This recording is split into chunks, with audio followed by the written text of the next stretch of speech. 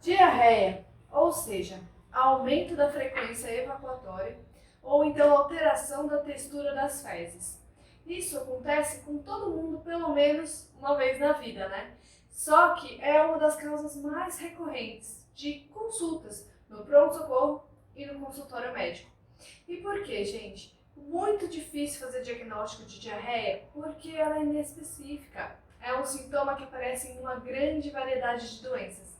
E hoje nesse vídeo eu vou explicar para vocês por que a sua diarreia não melhora. Vamos lá!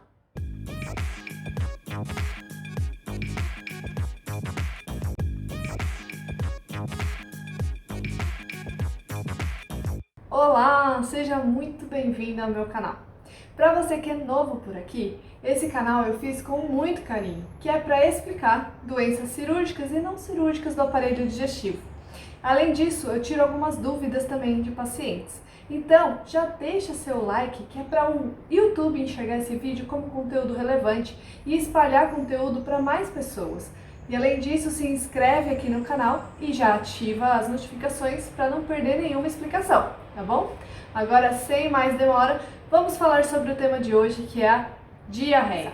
Primeiramente, quero dizer que esse vídeo trata-se sobre diarreia que não melhora, ou seja, diarreia crônica. Temos três tipos de diarreia: a diarreia aguda, que vai até 14 dias, a diarreia persistente, que vai entre 14 dias e 30 dias, e a diarreia crônica, que passa de 30 dias. E hoje nesse vídeo a gente vai falar dessa última aí. A diarreia é qualquer alteração da textura das fezes e também da frequência evacuatória. Ou seja, se normalmente você vai ao banheiro uma vez ao dia e você está indo 3 vezes, já é considerado uma alteração do hábito intestinal e da frequência evacuatória. Ou seja, isso pode ser considerado sim uma diarreia. Então eu vou deixar para vocês aqui a escala de Bristol. A escala de Bristol, ela mostra, né, em desenhozinhos as fases, os tipos de fezes que a gente pode encontrar. E aí, a partir dessa escala, o médico consegue entender se o paciente tem a evacuação normal ou não. Bom, gente, o mais importante primeiro é identificar se existem alguns sinais de gravidade. Alguns desses sinais são, por exemplo, início dos sintomas acima dos 50 anos, ou então sangramento nas fezes. Também é considerado um sinal de gravidade sentir dor e ter diarreia durante a noite, ou seja, acordar com dor ou acordar para poder evacuar. Uma dor abdominal progressiva, ou seja, uma dor que não está melhorando, ao contrário disso, ela vai piorando progressivamente.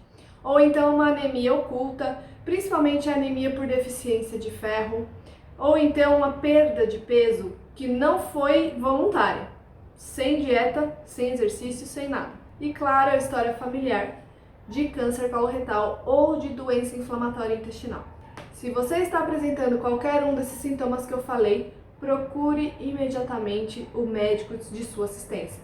É muito importante investigar a diarreia com esses sinais de alerta, porque eles podem significar doença grave. Ok, sem sinais de alerta, vamos continuar com a investigação. Depois que a gente viu quais são as características das fezes, se elas são gordurosas, ou então se elas são muito volumosas, ou se elas têm pouco volume, ou se elas têm sangue, são explosivas, daí a gente já vai ter uma pista de onde procurar a doença que está causando a diarreia. Primeira coisa que a gente tem que perguntar para o paciente: tem história de câncer na família? Tem história de algum tipo de doença intestinal na família? Pode ser intolerância, alergia ou mesmo doença inflamatória intestinal. Existe isso? Porque isso já vai dar algumas pistas pra gente. Segunda pergunta: já fez alguma cirurgia na barriga? Já teve que retirar o intestino por algum motivo? Ou então, já fez cirurgia de vesícula biliar? Isso também pode dar diarreia. Cirurgia bariátrica ou então cirurgia da correção do refluxo? Todas essas cirurgias podem causar diarreia por mecanismos diferentes. Isso também é uma pista pra gente. Tem diabetes? A diabetes, ela pode dar uma condição que chama neuropatia, e isso pode alterar a motilidade do intestino e causar diarreia também. Quarto, usa algum tipo de medicação crônica? Você toma algum tipo de remédio? Então, tem uma lista de medicações que podem causar diarreia. E aí, antes da gente fazer qualquer diagnóstico, a gente tem que suspender e trocar essas medicações para ver se faz algum efeito no hábito intestinal. Tem relação com a ingestão de algum alimento? Por exemplo, tem alguns pacientes que já chegam no consultório e falam assim: nossa, doutora, depois que eu como pizza, é ir correndo para o banheiro. Gente, o paciente já sabe o que ele tem. Ele tem uma intolerância alimentar. Provavelmente ele tem uma intolerância à lactose nesse caso, tá? Que vale também para chocolate, ou então quando toma um copo de leite, ou então quando come queijo, entendeu? Então, vê se tem alguma ligação com alguma alimentação. Ou às vezes até a ingestão de álcool, tá, pessoal? A ingestão de álcool pode causar diarreia também.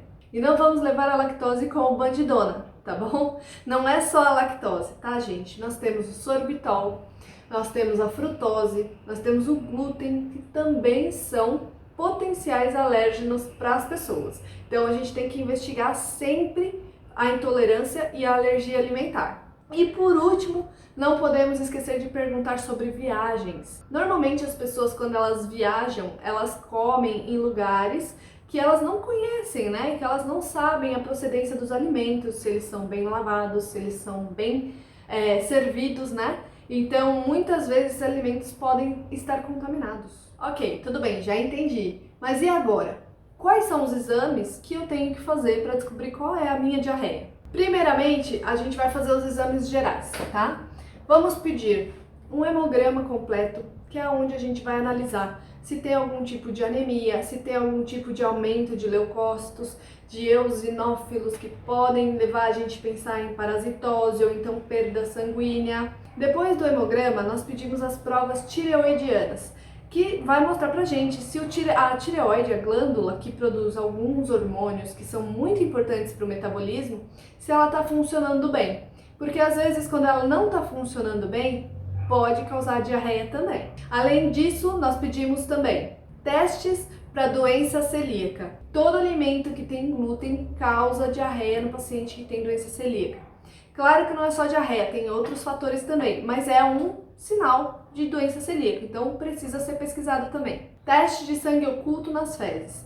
O teste de sangue oculto nas fezes, ele vai pegar uma amostra, né, das suas fezes e o laboratório vai analisar, porque se tiver sangue ali nas fezes, aí a gente tem uma pista, diarreia com sangue. Então pode ser o quê? Pode ser pólipo, pode ser uma alteração vascular, pode ser uma diarreia infecciosa, pode ser até tumor. Então isso vai mostrar pra gente se tem sangue nas fezes. Proteína C reativa, que é um exame que vai mostrar pra gente infecção. Além do VHS, que mostra inflamação, e também a calprotectina fecal, que aparece nas fezes em muitos casos quando o paciente tem doença inflamatória intestinal. É muito difícil alguém que tem doença inflamatória intestinal não ter aumento da calprotectina fecal. Então já é ali uma pista para a gente pensar na doença inflamatória intestinal. Em casos de suspeita de diarreia infecciosa, por exemplo, um paciente que viajou faz pouco tempo para algum lugar, comeu alguma comida diferente, sentiu que não caiu bem, que você está pensando em alguma coisa infecciosa assim, a gente já pede a cultura das fezes. E lá vão crescer os micro-organismos e a gente vai conseguir ver qual que é o micro-organismo que está crescendo ali, que pode estar causando essa diarreia. Gente, vamos lá então. Todos os pacientes que tiverem sinais de alerta, todos os pacientes que tiverem sinais de alerta têm que passar pela colonoscopia. Tá? Nesse ponto aqui, que a gente já fez todos esses exames, se não tiver nenhuma alteração, daí a gente tem que pensar então num exame de imagem. Pode ser então a colonoscopia, ou então uma tomografia de abdômen, ou até uma ressonância de abdômen. Além disso, para algumas suspeitas, por exemplo, de doença celíaca, pode ser feita a endoscopia para fazer a biópsia do comecinho do intestino ali, no duodeno, que é lá onde a gente encontra os sinais da doença celíaca. E também podemos fazer, se nada disso for suficiente, o teste de H2 expirado. Você vai assoprar ali num canudinho depois de tomar um composto para ver se você produz mais H2. Quando você produz mais H2, quer dizer que suas bactérias estão fermentando mais do que o normal, ou seja, você tem intolerância ao tipo de composto que você tomou. Nós temos testes de intolerância Nós temos testes de H2 respirado para lactose, sorbitol, frutose, tá? E esse mesmo teste faz o diagnóstico do supercrescimento bacteriano também. Finalmente, 90% dos diagnósticos são feitos com todos esses exames que eu falei. É uma escadinha, gente, porque a gente vai do mais comum para o mais raro. Então, normalmente a gente já descobre nos primeiros exames qual é o tipo de doença que se trata da diarreia. Então, é muito importante, não é normal ter diarreia.